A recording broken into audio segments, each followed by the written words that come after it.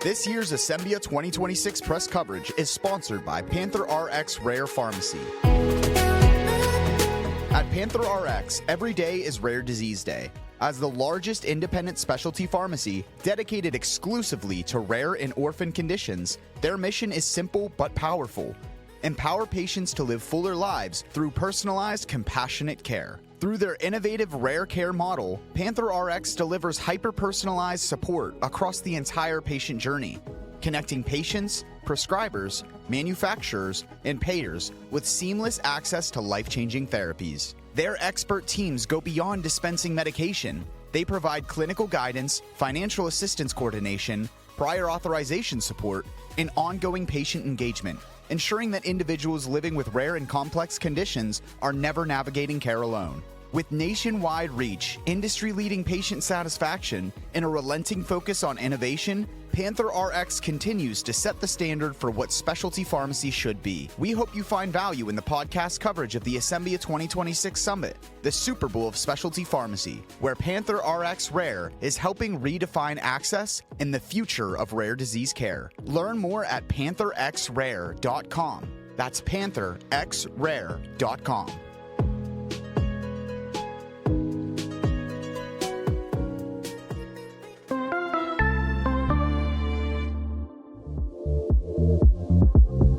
You are listening to the global network of podcasters dedicated to the pharmacy profession. Welcome to the Pharmacy Podcast Network.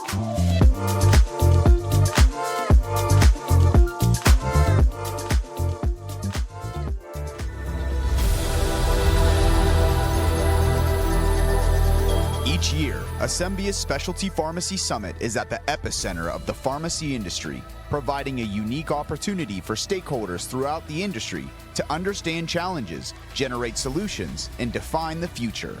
This is the Pharmacy Podcast Network's Asembia 2026 Rewind. We're dedicated to bringing you inside coverage of the pharmacy nation's biggest events, with on-the-street style interviews, with keynote speakers, attendees, exhibitors, and recurring guests who make each year special. Stay tuned each week for a new episode of this special 6-part series on the Asembia 2026 Summit, held this year in Las Vegas.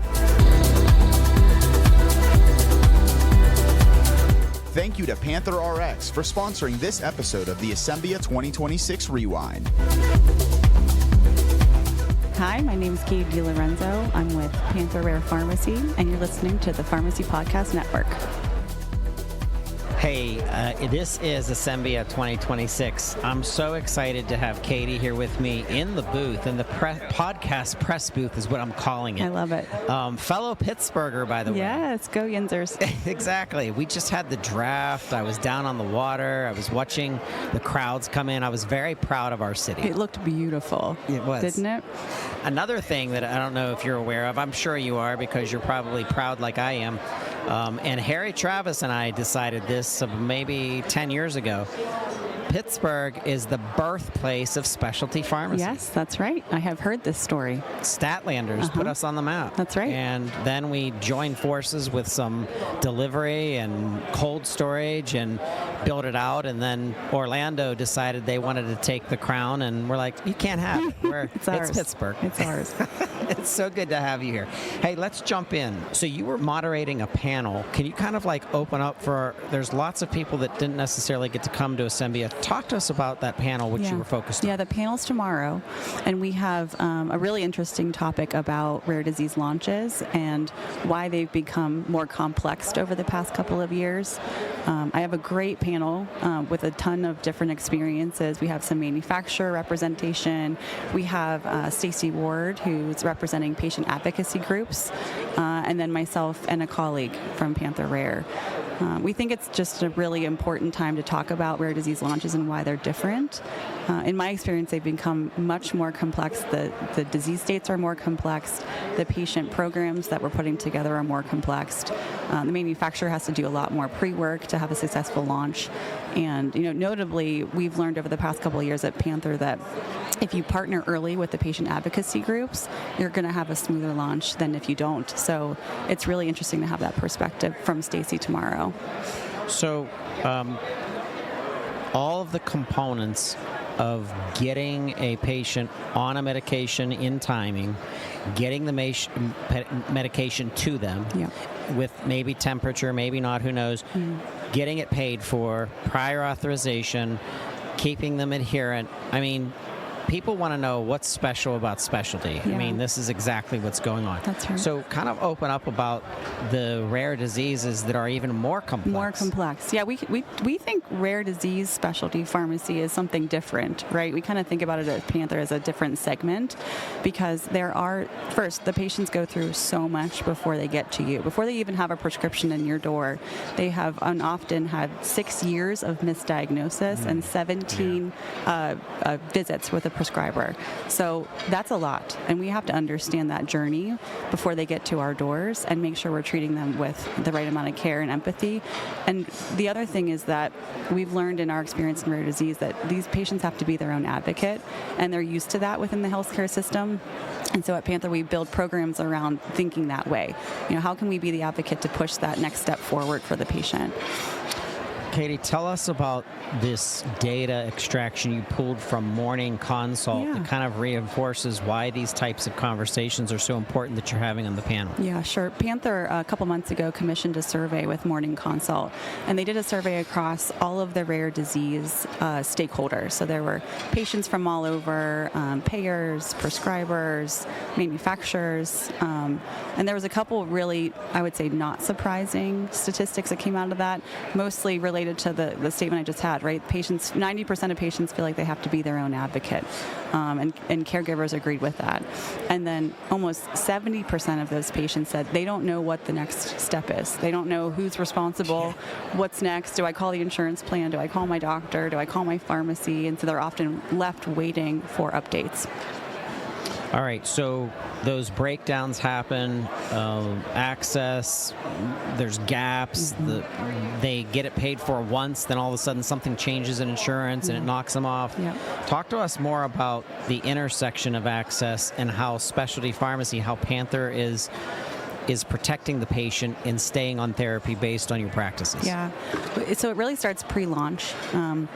We start partnering with our manufacturer to understand maybe what the clinical trial criteria was, because we want to make sure that at the very first pass that prior authorization is approved.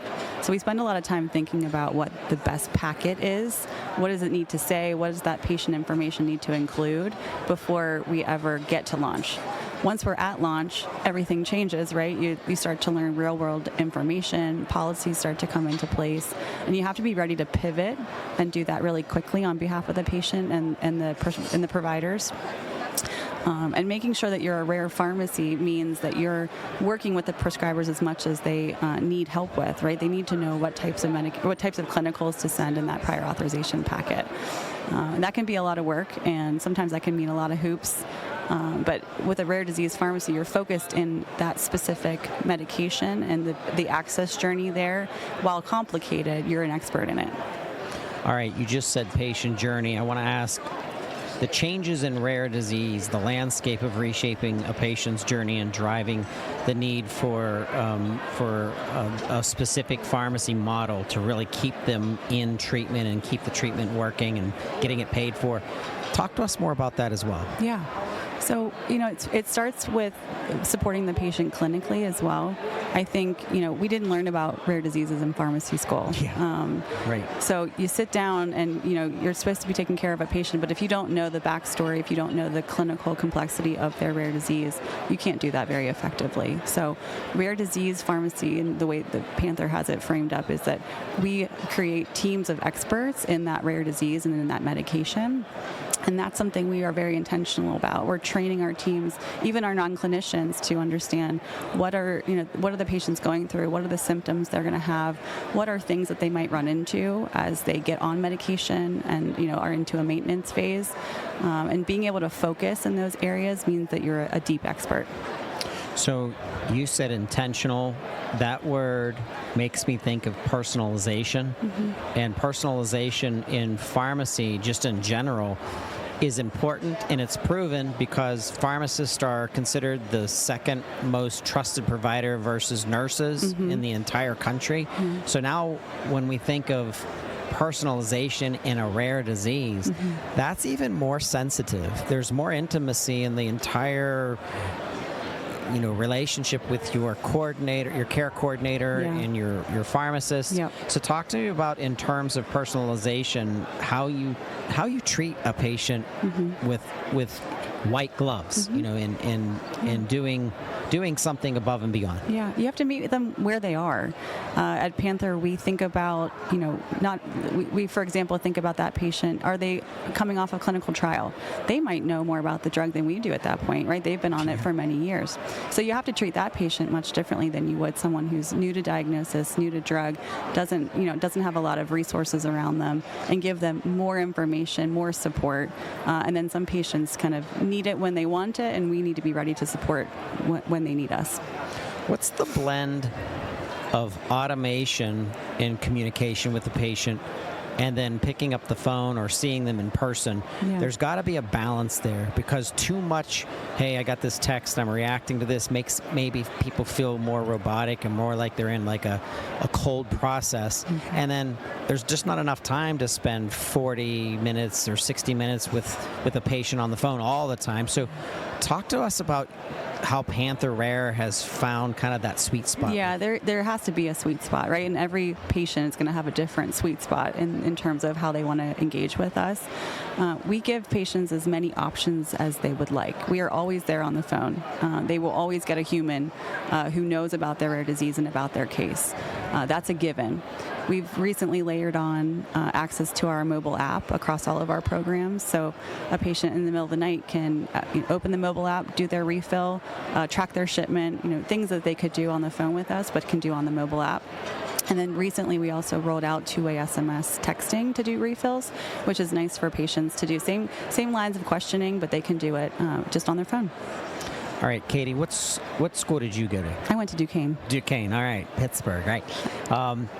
So think about graduating and think about, if you could have jettisoned into the future right now, how your mind would have been blown with the technology, the processes, cell and gene therapy, AI, it's crazy. So it's talk to me about optimism about our industry, about the pharmacy profession, about specialty pharmacy and rare disease specifically. I would never have believed you if you told me, I'm not going to say how many years ago, that this is what I was doing, and that I was focused in rare diseases, and that there were, what gives me optimism though is how much energy there is behind rare disease.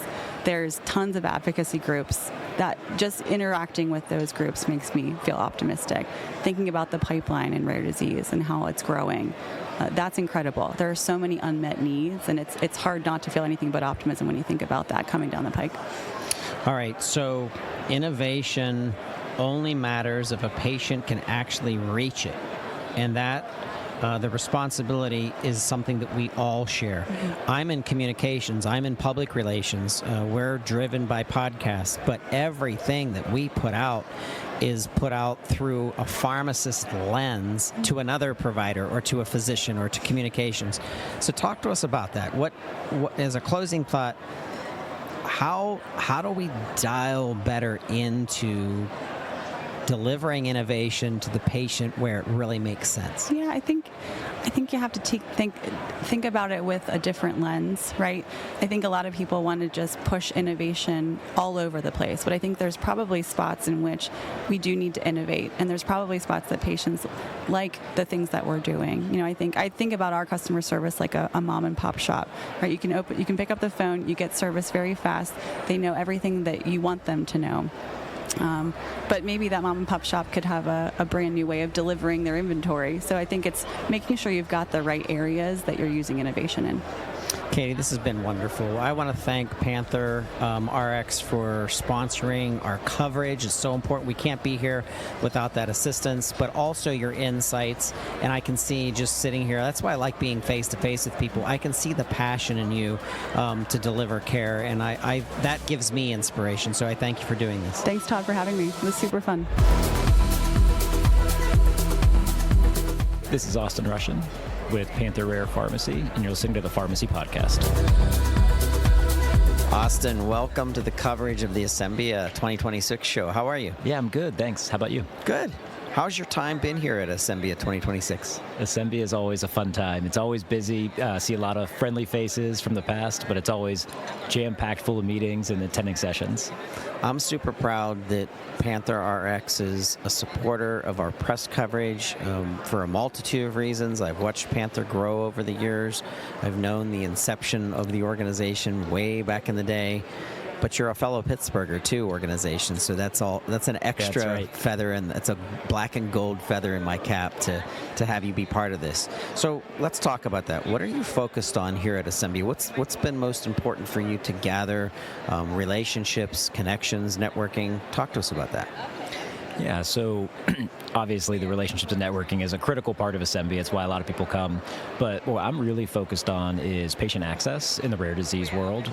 Spending a lot of time talking to different organizations, different types of individuals, attending some sessions related to access and how we can help overcome barriers to get patients on drug and on drug faster. On the drug in an amount of time that's good for them, that keeps them healthy, but then keeping them on that medication. Absolutely. So that's a challenge. We hear a lot about access issues. So what is the main operational hurdle that delays a patient's access to a new rare disease treatment?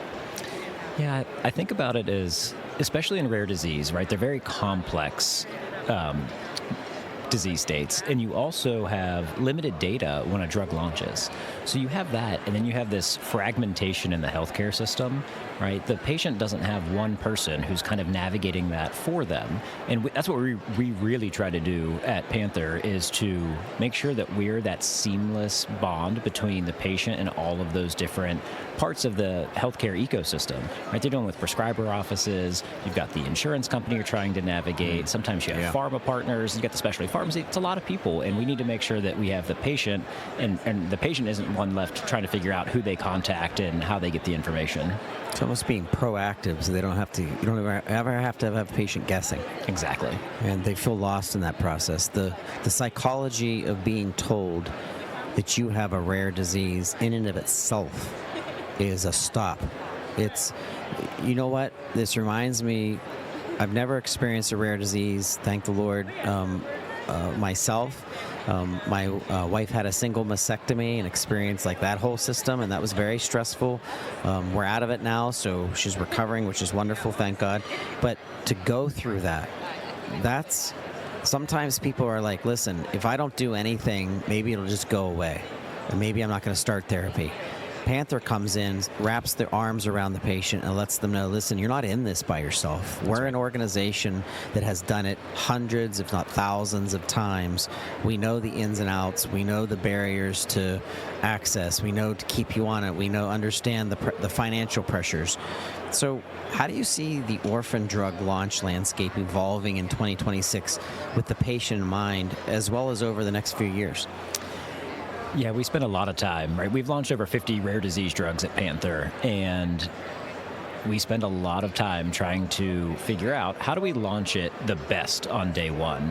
But what we're really shifting to is, right, the launch is not a date and time, right? It is an evolution. And so when you look at that PDUFA date or that FDA approval date, it's a major milestone, and that's the launch, but it doesn't end there, right? Especially within the rare disease, we're learning so much once the drug is actually approved and it actually gets in patients' hands. That's when we can learn a lot more. The clinical trials for these are often very small, limited data. They're getting approved, and it's absolutely incredible they're being approved, and then we start really learning. So what I'd like to see with rare disease launches is everyone taking that approach where we are proactive and we're looking at the data, we're looking how that medication and how the patients are using it in the real world, then we're adapting all of our processes and the ways we interact and the things that we do for patients to keep improving that care.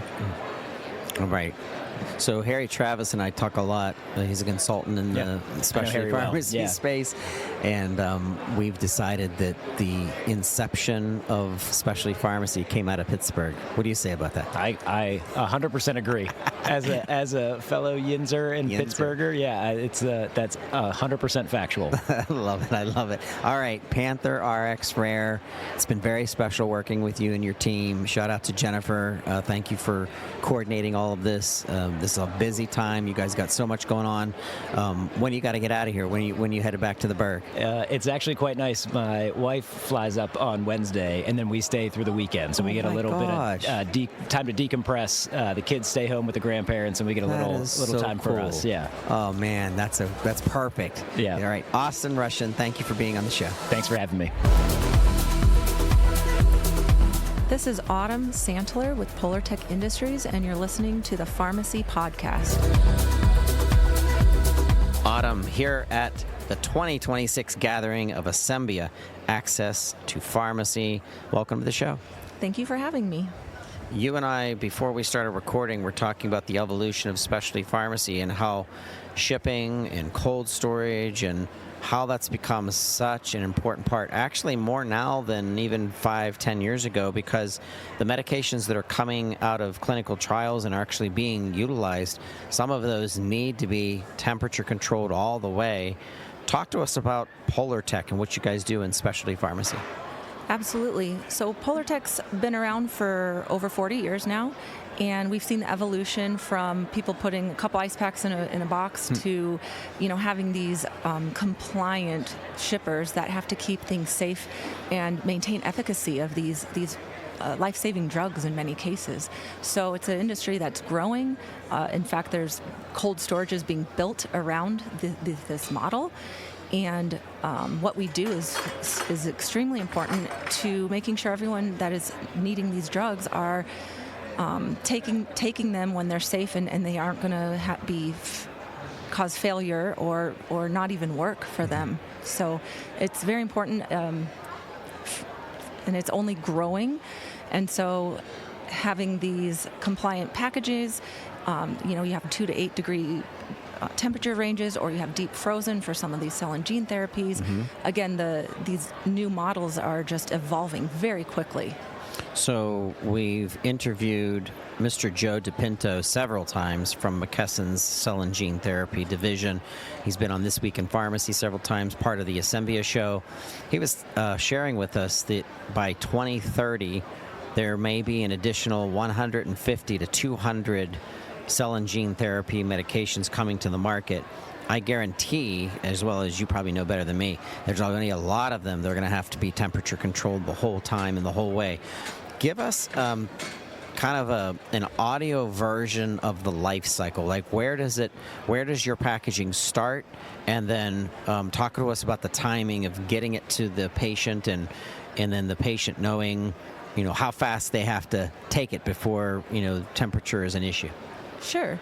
So Polartec manufactures the packaging. We get it to the company that's going to be shipping the drugs. It could be a wholesaler, it could be the distributor, and they have to actually package it sometimes in a cold setting, like in a refrigerator, depending on the nature of the medicine, and get it out. So it has to actually, let's say FedEx or UPS comes to pick it up at 3 o'clock and they packed it at 8 a.m. in the morning, right? They have to maintain this package, get it on the truck, and it goes through the logistics transportation process to the end user. The end user might be a day away, it might be 4 days away, depending on where the starting point was.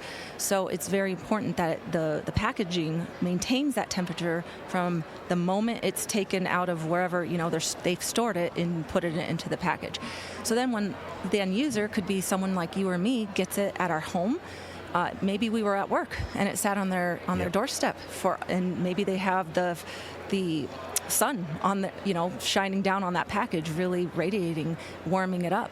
So it has to maintain it from point A to point B and everything in between. And it's very critical that once the end user gets it, usually there's directions that say open immediately, freeze upon receipt, refrigerate upon receipt, or use right away sort of thing, depending on how quickly they need to use this medicine.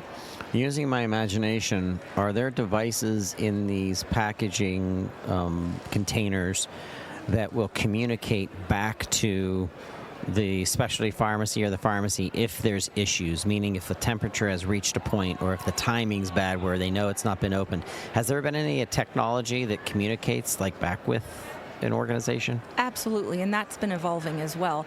There's temperature indicators that can tell you, oh, this maintained the temperature, it's safe to use.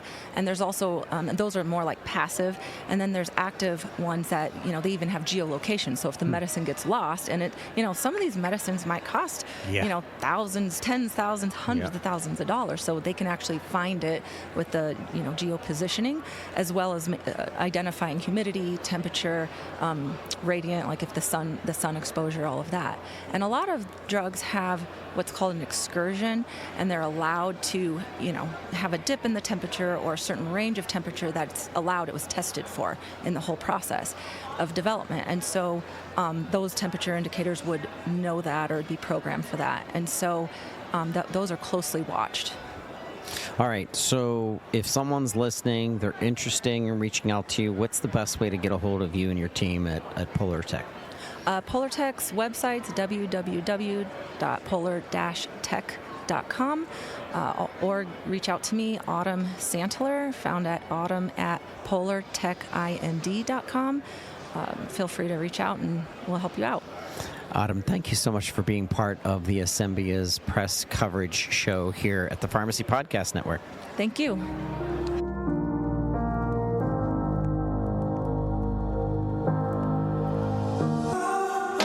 The Pharmacy Podcast Network would like to thank our sponsor for supporting us at the 2026 Asembia Summit. Clearway Health is transforming specialty pharmacy for hospitals, health systems, and the patients they serve. Clearway Health is more than a specialty pharmacy partner. They're an extension of the care team. Working directly with hospitals and healthcare systems across the country, Clearway helps plan, design, build, and optimize specialty pharmacy programs that improve access, reduce barriers, and deliver better outcomes for patients with complex medical conditions. Through their embedded care model, Clearway Health places pharmacists and patient liaisons directly into clinical workflows, supporting providers with prior authorizations, financial assistance coordination, and patient education so care teams can focus on what matters most, the patient.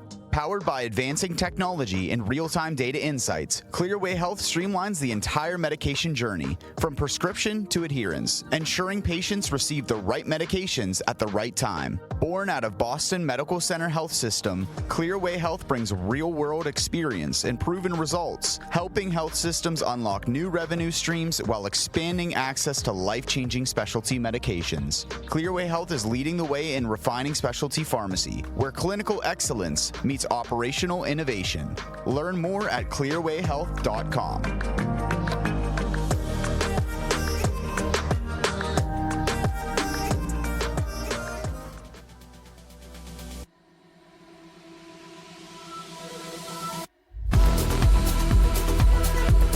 Hello everyone, this is Ben Heiser, CEO for Lumicera Health Services, and you are listening to the Pharmacy Podcast Network.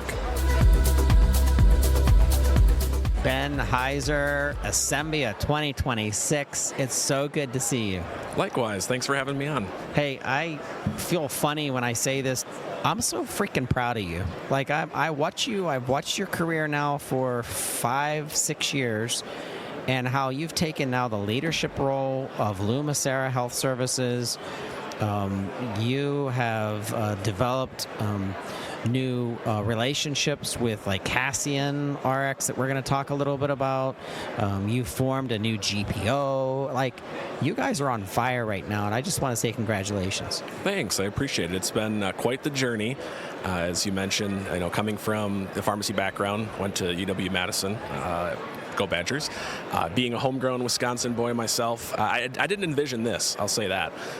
It was quite the journey. I thought I was going to be a retail pharmacist from day one. That's what I had my eyes set on from even before I was in pharmacy school. I worked as a pharmacy technician and really loved pharmacy, helping patients, developing all those relationships with the little grandmas that would come in with the baked goods and knit items and things like that. And, as specialty really took off, I had a great opportunity to partner with a former classmate of mine in pharmacy school, Sharon Faust, in helping start up Lumicera. And, really coming over to the specialty side, you can really, truly see an impact for people who are taking medications for illnesses that can have major, major impacts on quality of life, even longevity of life when you're talking about some oncology-type medications. And it's just been, over the past 12, 13 years, growing Lumicera, like you said, forming partnerships, really trying to make sure that who we were when we were created, which is that transparent cost-plus specialty pharmacy, which we believe we're still the only ones in the industry that are doing that to the scale that we're at, but taking that and continuing to push it forward with partnerships, with patients in mind, making sure that we are ultimately helping human beings. And I think there's a lot of opportunities through the things that we're doing to continue to push that into the industry so that we can all do better for people. Talk to us, and our listeners may not realize this, but Lumicera Health Services has formed a new group purchasing organization. How does that fit into the ecosystem of your organization? Yeah, great question. Thanks for noticing our press release here recently. Really exciting opportunity. It falls right into place with the kind of the family of companies that sit under actually the SSM Costco ownership structure. So we have Navitus, who's the PBM. We have Archimedes, who provides a PBM service, especially on the medical side, and really helps save clients money on that side.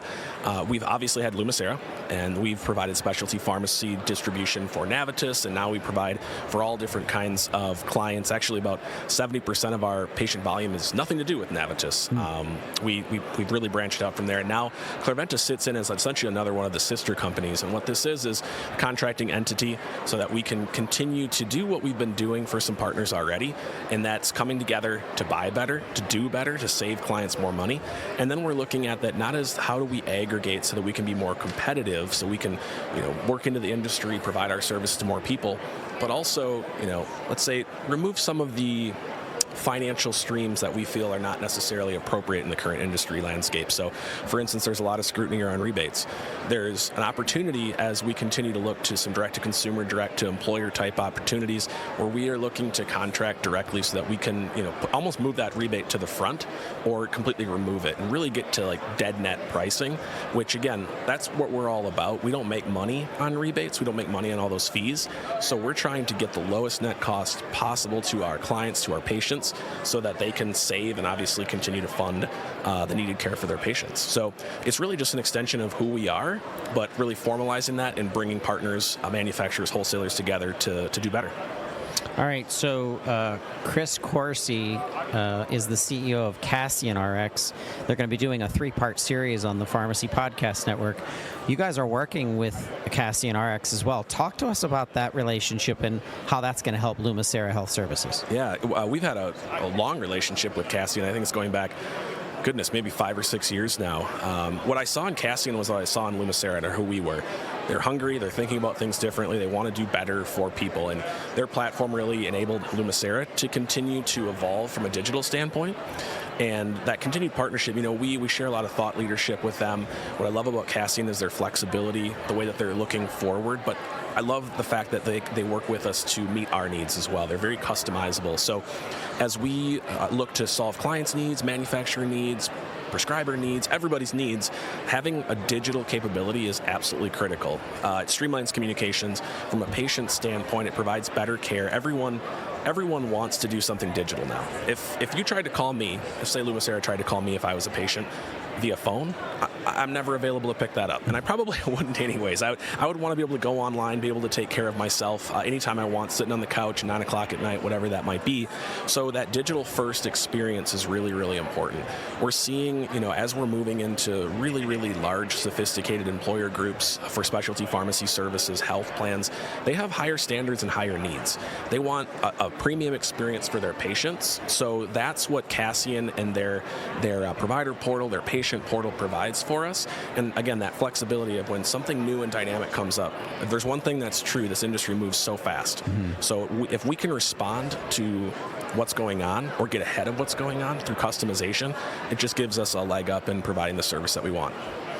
Ben, I really appreciate you sitting down with me and giving me an update. Last question is really around AI. It's just really I'm trying to get people's opinions and how it's impacting patient care.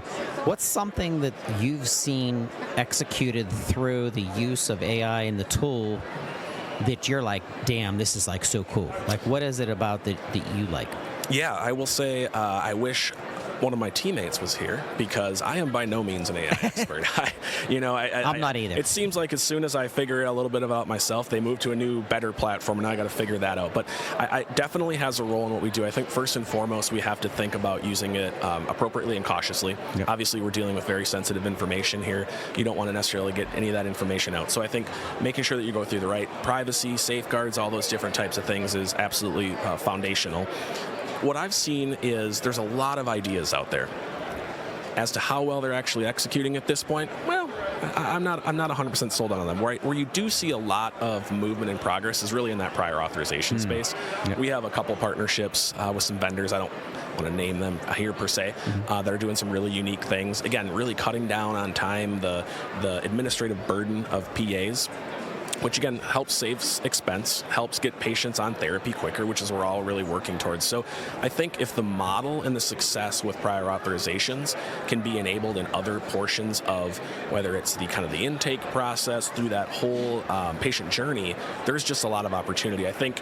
And then going forward, really enabling the clinicians, not taking the clinician's job, but providing this as a tool set so that they can provide safer, more effective care, more efficient care for patients at their disposal. So, but again, we want to make sure that the information that is there is accurate, appropriate, all those things too. So I think we're cautiously moving forward, want to certainly make progress because it is the future of almost everything, it seems like. But yeah, I see a lot of really cool stuff in the PA space, so it gives me hope that there's more things coming. Ben, thank you so much for spending time with us at the Asembia 2026 post-show. We always appreciate talking with you. Thanks for having me on, Todd. I hope you have a good rest of the show. Hello, my name is Caroline Girardeau. I come from Accreditation Commission for Healthcare, ACHC, and you are listening to the Pharmacy Podcast. Carolyn, thanks so much for being at the Access for Pharmacy, the Asembia 2026 press coverage. Thank you. I'm really having a wonderful time. I am too. This is one of my favorite conferences, assembling together to fight for better access to medications, to leverage technology in specialty pharmacy, the buzzword and AI in specialty pharmacy. But the ACHC is one of the protectors of our organization in order to set standards to assure that certain things are happening in certain cases that are protecting our patients, actually protecting pharmacists, and the legal world can kind of get into it. But give us just a short overview of the ACHC before we get into some specifics. Certainly. So ACHC will be celebrating its 40th year of business this year in 2026, so it's a big year for us. We actually have 21 different accredited healthcare programs. I represent pharmacy. I'm the pharmacy program director. Within the pharmacy program, we have probably close to 10 different services that we accredit, so we have a very large portfolio. The ACHC campus or corporate office is located in Cary, North Carolina. I am a pharmacist and graduate within the state of North Carolina, so I do call North Carolina my home. All right, and then talk to me about how standards.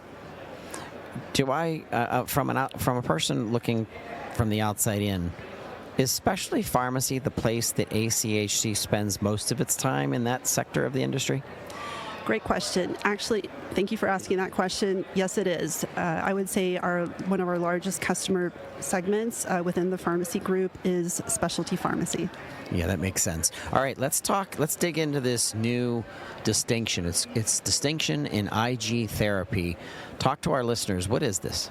Yes, so it is our newest distinction. We offer it on top of a base accreditation of either infusion or specialty pharmacy accreditation. And I'm really excited about this new distinction. It was launched in a cooperation or collaboration with IGNS, so the Immunoglobulin National Society. They are the premier organization for education research and also clinical certifications, both for nurses and pharmacists.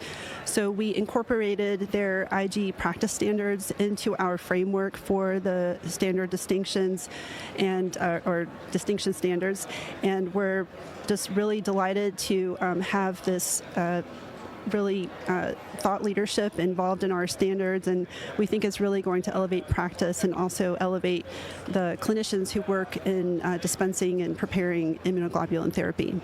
So when I started the podcast, I said that the ACHC is a protector, and you really are. You're a standard setter and protection for the practice. Talk to us about how someone listening that really wants to elevate their career, elevate their personal ability to stand out in the industry. It's the only legally defensible IG credentialing that ensures compliance and reduces risks. Talk to us about that. What does that mean? What that means is, because I really like this distinction, because this is a complex therapy. It's a complex disease state. There are lots of immunoglobulin options on the market. And so by having trained certified nurses and certified pharmacists, there's a certain ratio that when we go in and accredit for IG distinction, we're looking for 10% of the nurses to be IGCN certified. We're looking for 25% of the pharmacists to be IGCP certified. And so when we think about decreasing risk and improving safety, they'll be looking at matching the right product with a particular patient, trying to minimize the risk of thrombosis, look at adverse events or what they might be more susceptible to, and then obviously looking at efficacy over time. Is the patient responding to therapy? Are they having any intolerance that might require intervention or mitigation and possibly changing to a different therapy? So the clinicians are providing an extra element of awareness and really practicing at the top of their license and really benefiting the patients who are on these therapies. Carolyn, this is more focusing on our nurses and our pharmacists. That's correct. And I like thinking of them working together. So are there any workshops that could come out of this where it's like, hey, I got my certification, can we put it into practice where it's almost like a mock environment where we can kind of like communicate together? Well, I think it will actually be in real life, as well as potentially you could certainly simulate or create mock scenarios. I think IGNS does support a lot of multi-collaborative initiatives. Within the standards for distinction, we do require a professional advisory committee, or a PAC as we call it, and that is really 3 multidisciplinary individuals. Could potentially wear 9 different hats, so the minimum would be 3 individuals for a PAC if you have a small organization. However, there are 9 different roles, so if you have a larger organization, then you can certainly expand and hopefully incorporate other folks of expertise in the PAC. In order to be eligible for the distinction survey, we do ask that the sites have at least 1 PAC meeting with meeting minutes to show for it at the time that we do the initial survey. Carolyn, where can listeners learn more about this certification and ask questions and engage with you? Absolutely. So ACHC.org, so Accreditation Commission for Healthcare, that's what ACHC stands for, is probably the best place to start that exploration and discovery. And then there is a customer service portal where you can put in your information, and we'd be more than happy to reach out and continue the conversation. Thank you so much for being part of the post show here at Asembia 2026. We hope to work with you in the future. Thank you. Excellent. Thank you so much. It's been a wonderful time talking with you. Hi, this is Chris Stewart with Petauri, and you're listening to the Pharmacy Podcast Network. Hey, Chris, welcome to the Asembia 2026 coverage. This is so good to have you here. Thank you, Todd. It's really nice to be here. All right, so I'm in my booth, 1805. I'm looking diagonally, and I see the Petauri booth. It says Powering Healthcare. I haven't heard about Petauri until now, and that's what I love about this conference, because it assembles, that's why they call it Asembia, assembles all these companies together that are all passionate about one thing, and that is taking care of patients better. Talk to us about Petauri in the ecosystem of specialty. Certainly. So Petauri is a specialized market access consulting firm that I chose to join after retiring from Humana as the trade operations and value and access leader. I'd been with Humana 20 years, and the appealing thing to Petauri to me was that they offer this specialized service to manufacturers to help navigate this environment that we're in, really since the IRA was passed and through the implementation, that I was very skilled and expert in doing at Humana. And the opportunity to do that with, you know, the very same customers or potential customers that were my partners in my old role presented the opportunity to do that here with Petauri Advisors. That's wonderful. So, Chris, give us an example or a story, a success story of some of your clients that you've helped and how Petauri fits into the landscape here in specialty. Sure. Well, Todd, I've been with Petauri for 8 days. Oh, so congratulations. I am just getting to know some of our clients that were some of my old clients. But I think the insight that I have is from a manufacturer point of view, the environment, particularly in the Medicare plan space right now, is so tough on margins. You've got a rate environment that is not keeping pace with pharmacy trend. 2.5% rate increase for Medicare Advantage, and you've got a specialty drug trend that's 12 plus. Mm-hmm. So all of that plan pressure transfers down to manufacturers in the form of, market access decisions. Mm-hmm. Plans are in this environment of trying to mitigate their risk right now or downsize their risk from a patient mix population. So manufacturers in this environment are feeling that sort of downward pressure of a hesitancy to expand footprints in therapeutic classes. Even you've got some of these incredible specialty drugs that are coming to market treating amazing and hard to treat diseases. Plans in this environment are very hesitant about expanding their formulary coverage, and I feel like that is the value that I bring to Petauri, is this specialized expertise in Medicare that can help navigate how to position your value prop so that it is falling on ears that will understand it on the plan side, and also being able to, kind of in a very expert way, plan out their value proposition strategy to line up as best as it can with the environment their plans are in. What are the greatest obstacles, the most frustrating obstacles from your perception, from your experience in specialty pharmacy right now that Petauri is helping to eliminate? I think I'm starting to coin this term in my infancy as a consultant, that I'm a recovering payer. So one of the very frustrating things that occurred to me, especially post-IRA, is you have these fabulous, just amazing new products that are coming to market, treating the health of seniors. And there's a hesitancy by plans to put those on the formulary. So I think part of the value prop development, especially in Medicare, where the average time a patient stays with a plan is 7+ years. So you have to really develop this longer term value proposition, and that creates continuity of care, reduction of medical costs. That hopefully, can be worked into a value proposition to make this much less of a year-over-year transactional rate discussion and a much more specialized discussion over the value of this product over time to the plan and reduce your medical costs. I really appreciate your insights. I think having somebody that has spent that much time with Humana and now becoming a consultant, I think that's a very useful transition to be able to bring all of that intelligence, and especially where payers were 20 years ago versus where they are today. Very different environment today. I can say. Yeah, and that's really what attracted me. There's a number of different consulting firms I looked at, but the Petauri people are it's a great culture, demonstrated expertise, and great reputation. You know, I definitely was very purposeful about searching for opportunities in this time of my life, and Petauri really matched up well with my philosophy and expertise and their people. Chris Stewart with Petauri, thanks for being on the Access to Pharmacy 2026 Asembia show. Thank you. Appreciate it, Todd.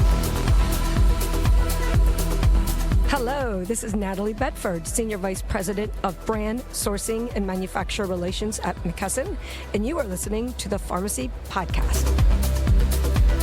Asembia 2026 on the showroom floor in the press podcast booth with Natalie Bedford. It's so good to see you. So great to see you as well, Todd. Thanks for doing this. Hey, you are a mini superstar here. You're on the docket for a panel discussion.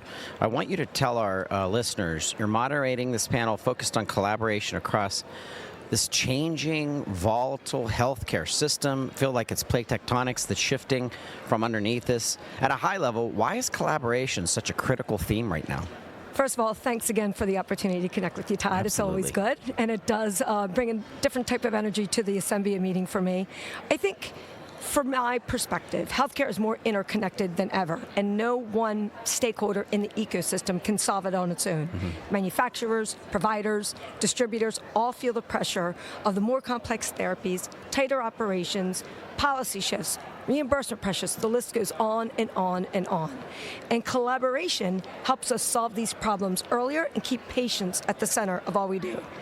At a high level, collaboration is critical right now because no single stakeholder can solve these issues on their own. Even the most well-intentioned strategies can fall short if they're not aligned across the ecosystem, and in the end, we're not doing what we're set up to do, which is ensuring patients have access and improving better health outcomes. Natalie, McKesson is an enormous organization. I've watched this organization go through growth over the last 22 years that I've been in pharmacy. Talk to us about your role with McKesson. I'd be happy to. I've had the good pleasure and very privileged to be at McKesson for almost 2.5 years now. My organization is responsible for all of the brand sourcing relationships with our brand manufacturers. So think non-generic, brand, specialty, vaccine, biosimilar, what goes through our full line and specialty distribution. We're responsible for the financial, operational, and strategic aspects of these relationships, and we've managed about 500 or so manufacturers with a last fiscal year revenue of $445 billion. Wow. Okay, so on your panel discussion, what you just said is exactly what you're bringing to the table. You're bringing together perspectives, distributors, providers, technology providers. What's the value of having those voices in that same conversation? So I appreciate that question. And I think from a personal perspective, Todd, I think you're aware, I've been very fortunate to have sat at many different stakeholders in the ecosystem. Spent the majority of my career in pharma.